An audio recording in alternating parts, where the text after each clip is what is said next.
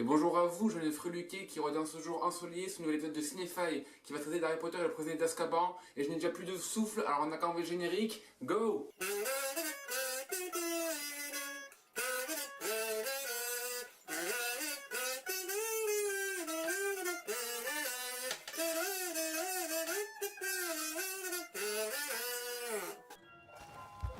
Ah! Harry a atteint la puberté, du coup maintenant il connaît les joies des petites branlades nocturnes sous la couette. Harry, que fais-tu à une heure si tardive, planqué seul dans ta chambre, sous la couette? Rien, Connardon, rien du tout, je t'assure. Tu donnes des coups de canne à Saint-Brutus? Oui, et moi j'en reçois très souvent. Harry, depuis qu'il a atteint la puberté, c'est carrément devenu un putain de pervers SM, parce que là, son intonation de voix faisait clairement penser qu'il aimait beaucoup se prendre des petits coups de bâton. Hein. Écoute-moi bien, toi, Et comment est-ce qu'Harry fait ça? Il utilise pourtant pas de baguette. Les moldus, ils ne voient pas le bus. Les moldus, ils voient jamais rien de toute façon. Mais putain, mais c'était quoi toutes ces conneries à propos de la voiture volante l'an dernier alors, bordel de merde? 5, 4, 3, 3 et demi, 2 et un 3 quarts. Où est-ce qu'il a appris à compter, lui? 5, 4, 3, 3 et demi. Vous voyez, plus les épisodes de Cinéphile avancent, plus ma théorie prouvant que les sorciers manquent cruellement de cours de français et de maths se justifie. Attends, mais ce plan, c'est pas le même que celui qu'on a vu tout à l'heure avec la vieille?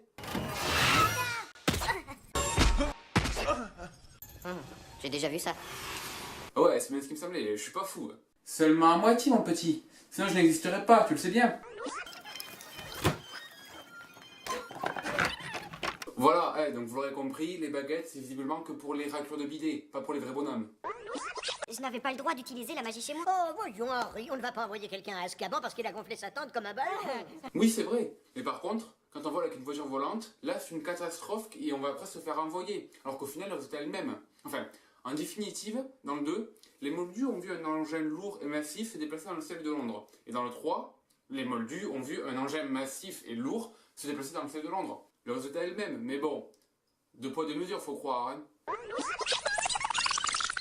Il faut que tu me jures que quoi qu'il arrive, tu n'essaieras pas de retrouver Black. Monsieur Weasley, pourquoi est-ce que j'essaierais de retrouver quelqu'un qui veut me tuer? C'est la question que je me suis posée pendant tous les films pendant que je cherchais Voldemort. Mais enfin, c'est vrai que Voldemort ne voulait pas te tuer, Harry. Il voulait seulement te faire des petits câlins tout mignons. Il faut y aller le train à la recherche de Sirius Black. Ouais, enfin ça explique pas pourquoi il a molesté gratuitement un gamin.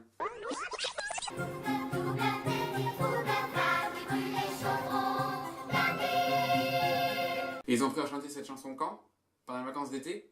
Parce que là, c'est la première putain de soirée de l'année à Poudlard, et la chorale est déjà formée et parfaitement bien préparée, quoi, à chanter.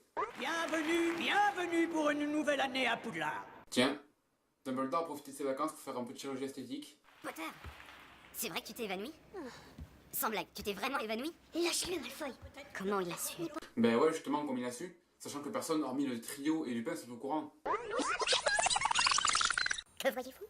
Harry a une sorte de croix bizarre. Ça veut dire des épreuves et des souffrances. Et ça pourrait être un soleil, ce qui signifie du bonheur. Donc, Harry va souffrir, mais en fait, il va être heureux de souffrir. Ok, alors ça vient déjà soutenir clairement la théorie qui dit que Harry est un putain de pervers SM. Viens me donner des coups de bâton. Et puis en plus, attendez, mais où est-ce que Ron voit une croix et un soleil là-dedans? Et comment on fait pour l'ouvrir? Pour lui caresser le dos, tout simplement. Oh, je vous jure. Est-ce que le dos d'un livre, c'est pas ça plutôt? Parce que là, du coup, ce qui caresse, c'est la tranche du livre, pas le dos.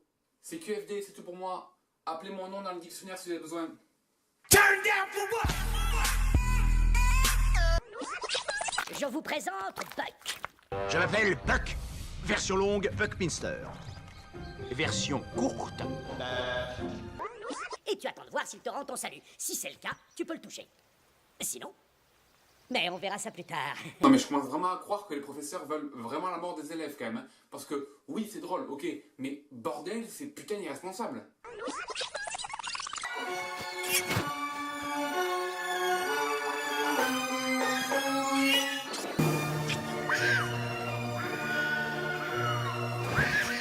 Et pendant qu'Harry, par glaner dans les airs, a crié plus qu'une truie en train de se faire égorger, tout en se faisant prendre par 2 grosses bites de noir, les autres élèves ils font quoi?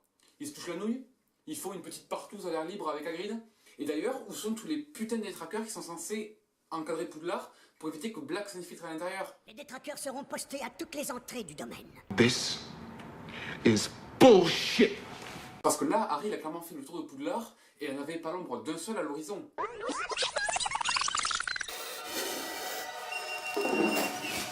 Restez calme, très calme. Je crois que la fille n'a pas trop compris le principe de ce sort. Le but, c'est de tourner en dérision sa peur, pas de le transformer en quelque chose d'encore plus putain de terrifiant. Non mais, regardez ça, sérieux. Si on change la musique, vous allez faire des putains de cauchemars.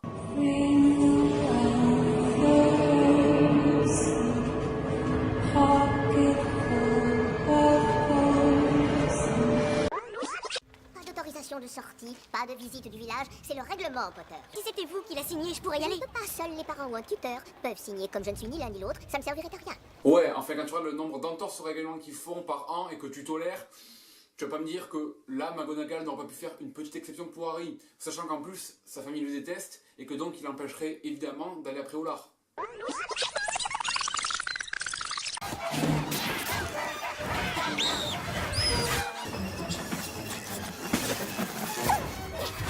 Ils peuvent pas juste décaler les matchs quand il y a une tempête fait rage au lieu de risquer la vie de tous les élèves. D'autant plus que là, j'ai vraiment l'impression que ce match est bien plus dangereux que le basique de l'an dernier. Parce que là, on est déjà à 2 morts en même pas 2 minutes, alors qu'il a fallu 6 mois pour avoir le même tableau de chasse au basilic.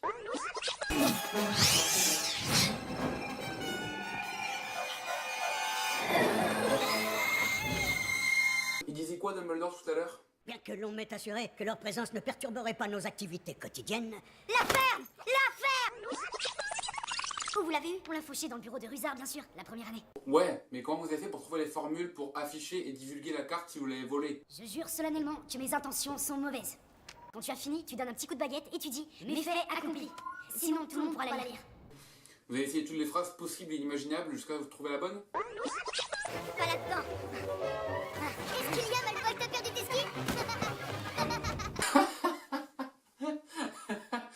Attends, mais c'est pas drôle. Votre âme est aussi sèche que les pages des ouvrages dans lesquels vous vous plongez avec acharnement. Turn down for what?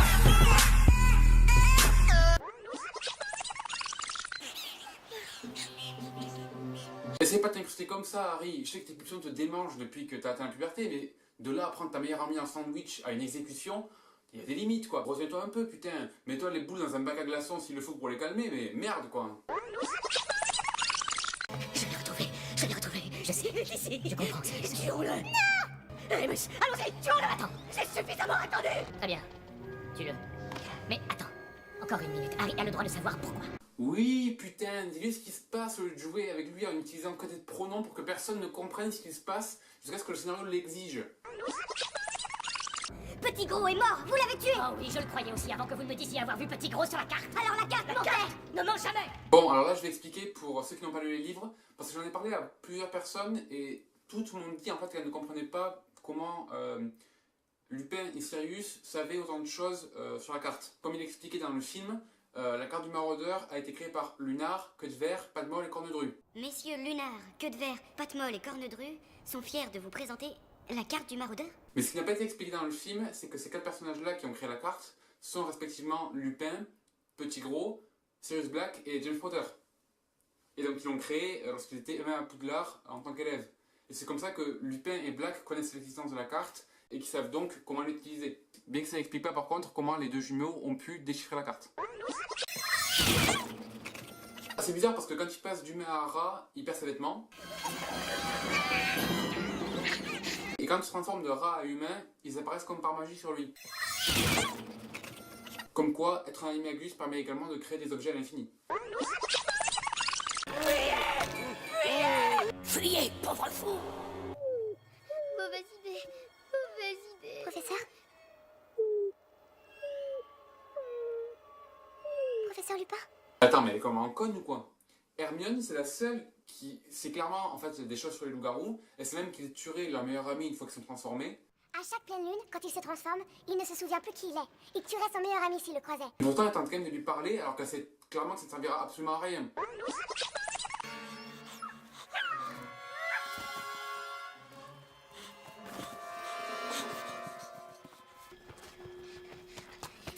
Tu vas me dire que là, Sirius qui marche à 2 à l'heure en boitant parce qu'il est quasi mort, prend assez d'avance sur Harry, qui se met à courir quand même, pour qu'Harry n'arrive à le rejoindre qu'une fois au lac, alors qu'à la base, ils étaient à même pas 20 mètres l'un de l'autre. Sérieusement?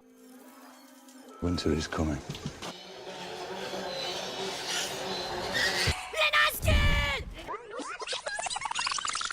Suis-moi et on ne doit pas nous voir. Ah ouais, putain, il faut qu'on passe inaperçu. Si seulement il existait une sorte, je sais pas moi, une sorte d'anneau qu'on pourrait mettre et qui pourrait nous rendre invisible. Ou alors, je sais pas, une cape qui pourrait nous rendre invisible. Ça serait cool quand même. Réfléchissez bordel, vous avez une cape d'invisibilité, utilisez-la. Il arrive des choses horribles aux sorciers qui modifient le temps. Et pourtant, ça n'empêche pas McGonagall de filer un retour de temps à une gamine de 13 ans qui a pour réputation de ne passer son temps qu'à enfreindre le règlement avec la racaille du collège. Je pense à croire qu'il y a quand même un léger favoritisme à Poudlard. Hein. Regarde, deux Boubaki. Tiens, tu cherches les bouffurets. Je tiens à signaler qu'Hermione ne s'est pas inclinée parce que bon, hein, voilà, si on veut rajouter dans le film des axes narratifs qui fait qu'on est obligé de se pencher devant le hippogriffe pour le saluer, ben on va jusqu'au bout du concept, on met pas juste le fait que Harry se penche devant et les autres on s'en bat les couilles. D'autant plus que les autres on s'en bat pas les couilles parce que Malfoy l'a pas fait, il s'est fait mais vraiment pilonner quoi. Donc du coup je ne vois pas pourquoi Hermione devrait échapper à ce traitement de faveur si elle ne s'incline pas. C'est vrai que de se mettre en PLS, position latérale de sécurité, pour se protéger du loup plutôt que de lancer un putain de Petrificus Talus ou alors un Immobilus dans sa face de chien, me semble être une solution tout à fait appropriée. Et bien plus sûre en tout cas.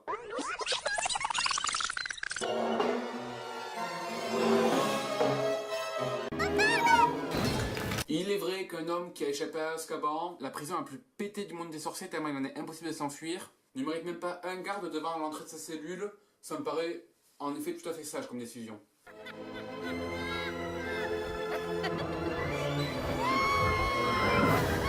Il est beau être l'homme le plus recherché d'Angleterre, ce mec pousse quand même des gros cris de jouissance en plein Poudlard pour que n'importe quel sorcier digne de ce nom puisse jouer au baltrap avec lui, le livre de tracker.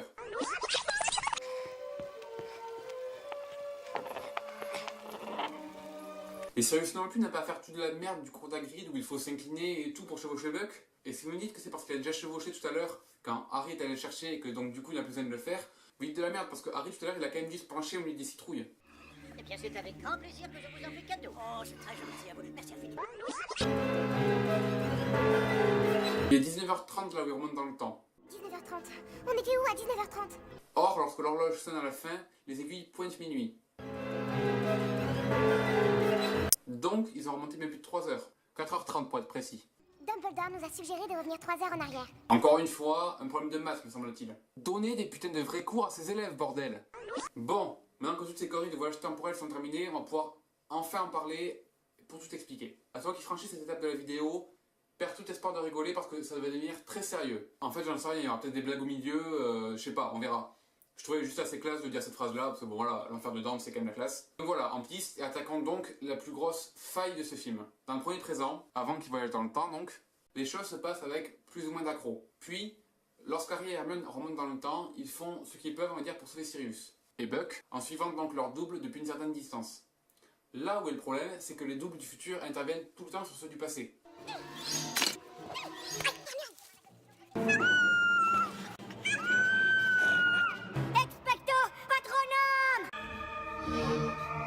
Du coup, ça veut dire que toutes les choses qu'Harry et Hermione partent sauver en remontant le temps ont déjà été sauvées au fur et à mesure du film. Là où les choses se compliquent, c'est que ça crée un paradoxe monumental. Parce que ça veut dire que dans un des passés de cette boucle temporelle, à vrai dire donc dans le premier passé, techniquement, Harry et Hermione ne seraient pas encore remontés dans le temps, ils n'auraient pas prévenu Harry de l'arrivée de Fudge, et se seraient donc fait échapper à ce moment-là. Buck serait mort, mais Petit Gros n'aurait pas fait son apparition car tout le reste ne serait pas passé.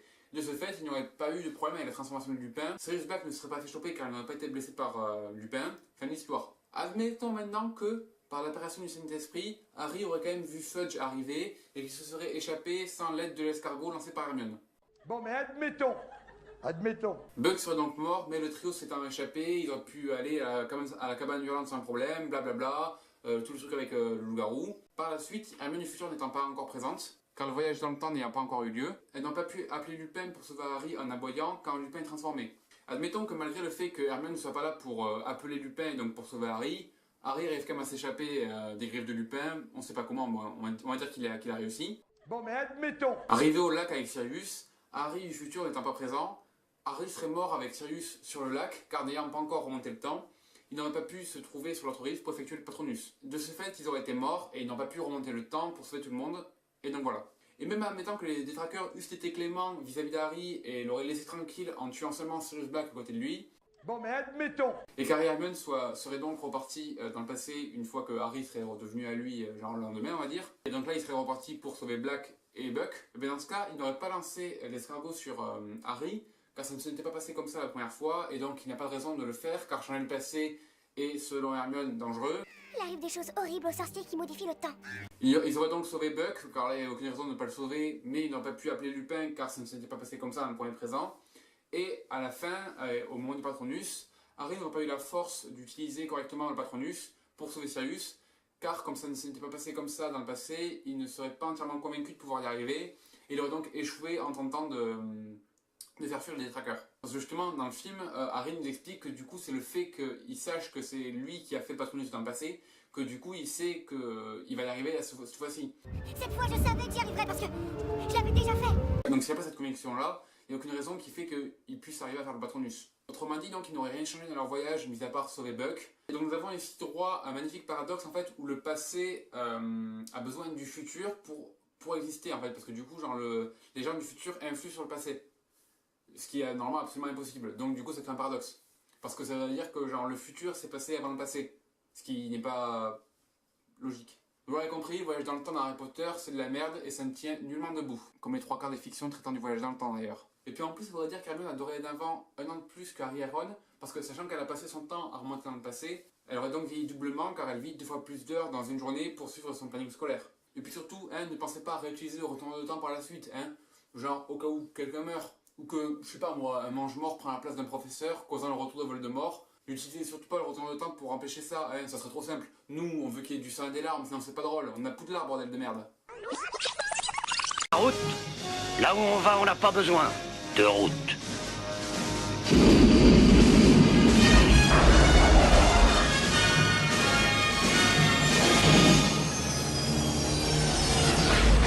C'est quoi ce plan à la Fridan, éclatante, blancheur blanche, sérieux? Putain, voilà, je vais le dire maintenant. Éclatante, blancheur blanche. Bouh, qu'est-ce que tu vas faire? Oh, attendez, vous pouvez me dire ce qu'ils font, ces deux-là? Oh, oui. Et mets ta grosse baguette, petit coquin. Bref, c'est la fin de cet épisode de Cinéphile. J'espère qu'il vous aura plu. Si c'est le cas, n'hésitez pas à aimer et à vous abonner à la chaîne. Gardez la forme, et moi je vous dis à la prochaine pour une nouvelle vidéo. I'll be back.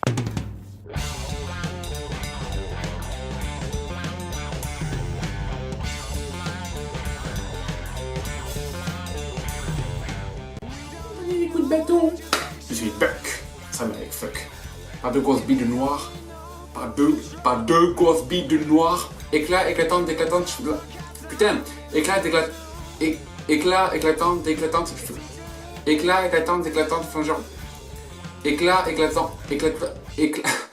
Putain, éclatante, blancheur blanche. Pouh!